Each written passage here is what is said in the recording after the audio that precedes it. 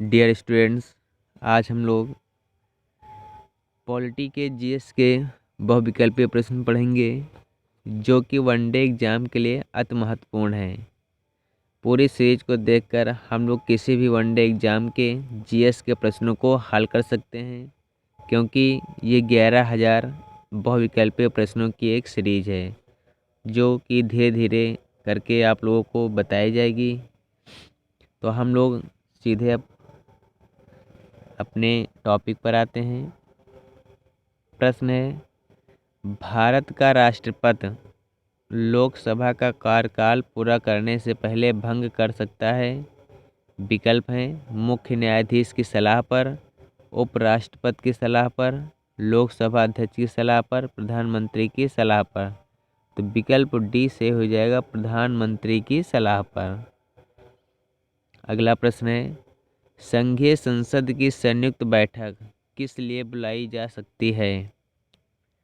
विकल्प हैं राष्ट्रपति के विशेष अभिभाषण हेतु, राष्ट्रपति के वार्षिक अभिभाषण हेतु, राष्ट्रपति द्वारा राष्ट्रीय महत्व के प्रासंगिक संदेश हेतु, किसी गैर वित्तीय विधेयक पर दोनों सदनों में गतिरोध के समाधान हेतु। तो विकल्प डी से हो जाएगा किसी गैर वित्तीय विधेयक पर दोनों सदनों में गतिरोध के समाधान हेतु। अगला प्रश्न है, लोकसभा द्वारा पारित धन विधेयक राज्यसभा द्वारा भी पारित मान लिया जाता है यदि उच्च सदन उस पर किस समय सीमा में कार्य संपादन न कर सके। विकल्प हैं 10 दिन, 14 दिन, 30 दिन, 40 दिन। तो विकल्प हमारा बी से हो जाएगा 14 दिन। अगला प्रश्न है, निम्नलिखित में से कौन यह तय करता है कि कोई विशेष विधेयक धन विधेयक है या नहीं। विकल्प हैं राष्ट्रपति, लोकसभा के अध्यक्ष, राज्यसभा के अध्यक्ष, वित्त मंत्री। तो विकल्प हमारा बी से हो जाएगा लोकसभा के अध्यक्ष।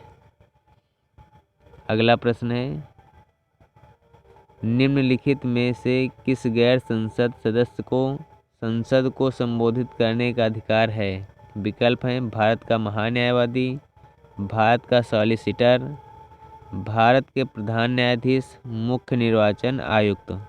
तो विकल्प हमारा ए सही हो जाएगा भारत का महान्यायवादी।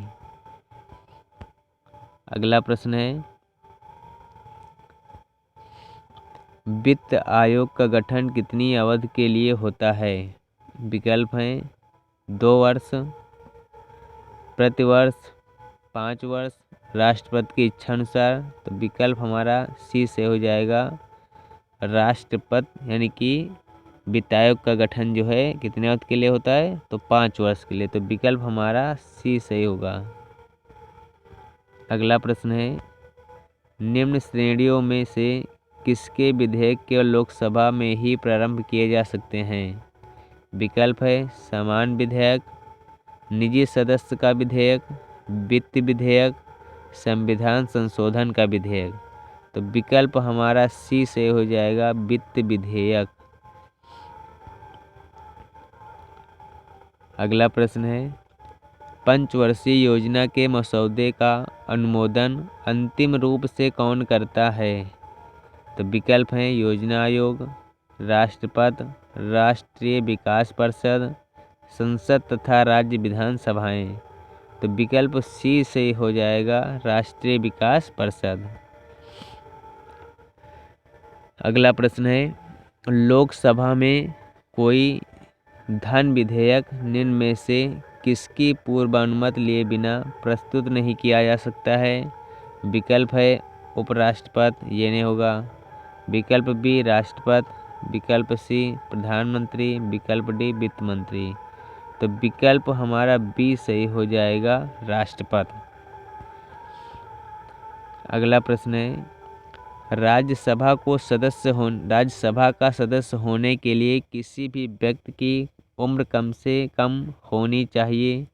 विकल्प है 18 वर्ष, 30 वर्ष, 36 वर्ष, 24 वर्ष। तो विकल्प बी सही हो जाएगा 30 वर्ष। अगला प्रश्न है, भारत के किस राज्य ने सबसे ज़्यादा उप प्रधानमंत्री दिए हैं? विकल्प हैं महाराष्ट्र, उत्तर प्रदेश, बिहार, गुजरात। तो विकल्प हमारा डी सही हो जाएगा, गुजरात। यानी गुजरात से सबसे ज़्यादा उप प्रधानमंत्री हैं। यहाँ तक कि जो हमारे प्रथम उप प्रधानमंत्री सरदार वल्लभ भाई पटेल जी थे, वो भी गुजरात के ही रहने वाले थे। अगला प्रश्न है, जब ना तो अध्यक्ष और ना ही उपाध्यक्ष उपस्थित हों तब लोकसभा की अध्यक्षता निम्नलिखित में से कौन करता है?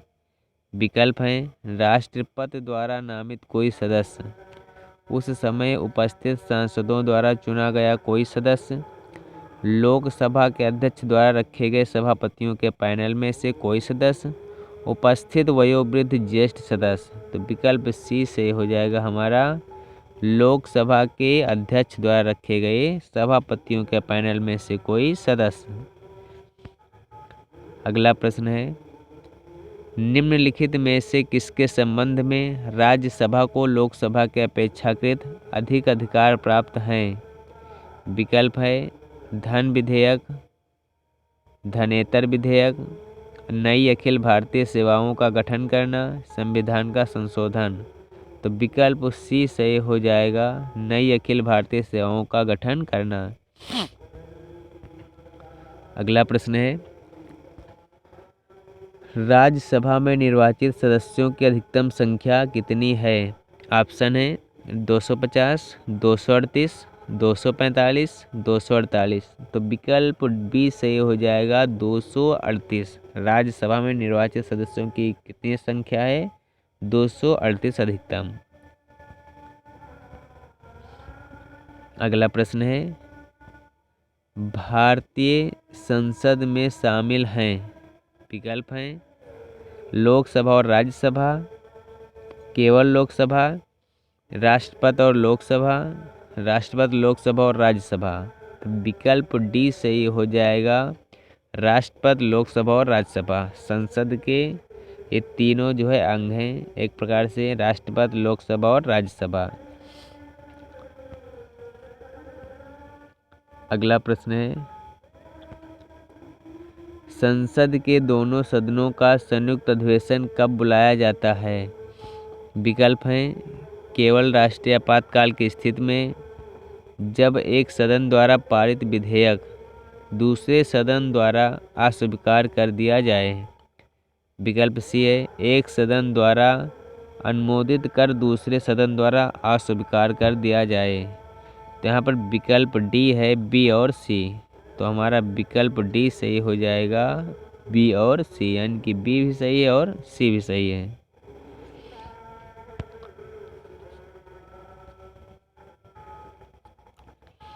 अगला प्रश्न है, हर 5 वर्ष के बाद वित्त आयोग का गठन कौन करता है? विकल्प हैं मंत्रिपरिषद, संसद, राष्ट्रपति, नियंत्रक एवं महालेखा परीक्षक। तो विकल्प सी से हो जाएगा, राष्ट्रपति। भारतीय संसद में कोई विधेयक प्रवर समिति को भेजा जा सकता है।